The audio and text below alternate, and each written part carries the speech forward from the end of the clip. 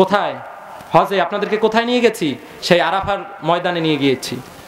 আপনারা বলেন, সত্যিকার অর্থে বুকে হাত রেখে বলেন, আজ পর্যন্ত কেউ শুনেছেন কিনা যে হজের বিগত 1400 বছরে সেখান থেকে একটা নারী লাঞ্ছিত হয়েছে, একটা নারী অপমানিত হয়েছে, একটা নারীর হাত ধরে কেউ টেনেছে, একটা নারী নিখোঁজ হয়েছে, ধর্ষিতা হয়েছে, রেপ করা হয়েছে, এমনকি কোনোদিন শুনেছেন?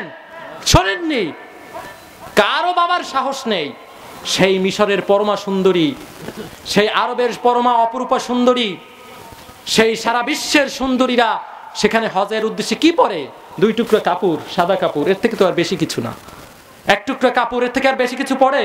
এমন তো না যে সেখানে হিজাব, একেবারে হাত মোজা, পাও মোজা, টিয়া যায়, এরকম তো আর সিস্টেম নেই। সব চেহারা উন্মুক্ত থাকে সেখানে। হজের নিয়মটা একটু এক্সেপশনাল।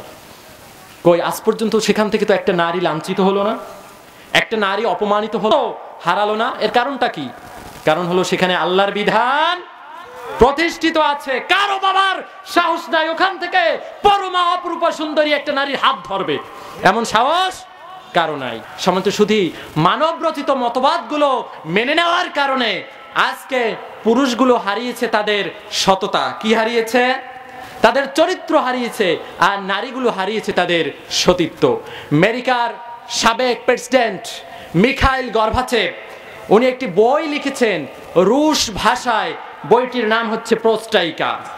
এই বইয়ের মধ্যে উনি উল্লেখ করেছেন যে যখন রুজি এবং রুটির জন্য আমরা আমাদের মেয়েগুলোদেরকে, আমরা আমাদের মা বোনদেরকে ঘরের বাইরে বের করে দিলাম, তখন আমাদের মা বোনেরা তাদের সম্মান সতীত্ব হারালো, তাদের ইজ্জত আব্রুর ধুলায় দূষিত হয়ে গেল।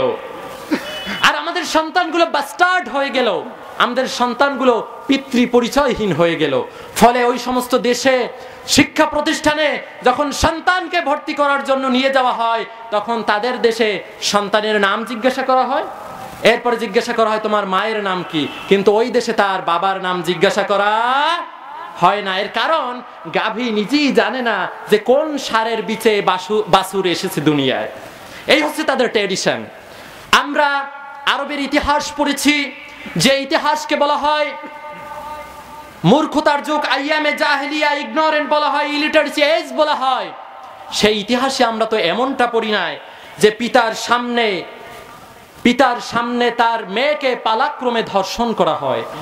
আমরা আরবের ইতিহাস পড়েছি, কিন্তু সেই ইতিহাসে তো এমনটা পড়ি নাই স্বামীকে খুঁটির সাথে বেঁধে রেখে তার যুবতী অপরূপা স্ত্রীকে পালাক্রমে ধর্ষণ করা হয়। এমন ইতিহাস তো আমরা আরবের আইয়ামে জাহেলিয়ায় পড়ি নাই। আমরা আধুনিক জাহেলিয়া এসে পত্রিকাগুলোতে আমরা কি দেখতে পাচ্ছি?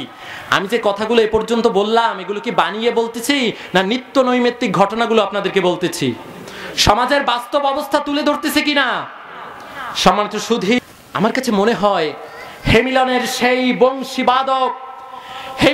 সেই বংশীবাদক অশান্তির বিষ বাষ্প, অশান্তির বিষের বাঁশি বাজিয়ে যাচ্ছে, আর গোটা জাতি চোখ কান বুজে সেই বংশীবাদকের দিকে, উত্তল সাগরের বিধ্বস্ত ঢেউয়ের দিকে ছুটছে। ঠিক কিনা? আমাদেরকে ফিরে আসতে হবে। বাঁচার একটি মাত্র পথ, তা হচ্ছে কোরআন। তা কি? সকালে বলুন, সেটা কি? এই একটি মাত্র পথ, এই কোরআনের কাছে আমাদের ফিরে আসতে হবে। এই কোরআন দিয়ে রাসূল করিম সাল্লাল্লাহু আলাইহি ওয়াসাল্লাম একটি আদমরা জাতিকে জিন্দা করেছিলেন। আল্লাহু আকবার। সভ্যতার দিক থেকে, সিভিলাইজেশনের দিক থেকে একটি জাতি মৃতপ্রায় একটি জাতিকে জীবিত করেছিলেন, যে জাতির মধ্যে নৈতিক বোধ ছিল না, যে জাতির মধ্যে নৈতিকতার কোনো লেশ মাত্র অবশিষ্ট ছিল না।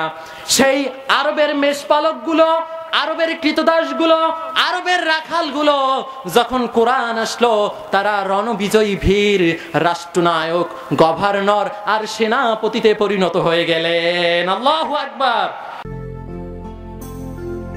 উপভোগ করছেন রেনেসাস ডাক টেলিভিশন, প্রযুক্তির সাথে ইসলামের পথে।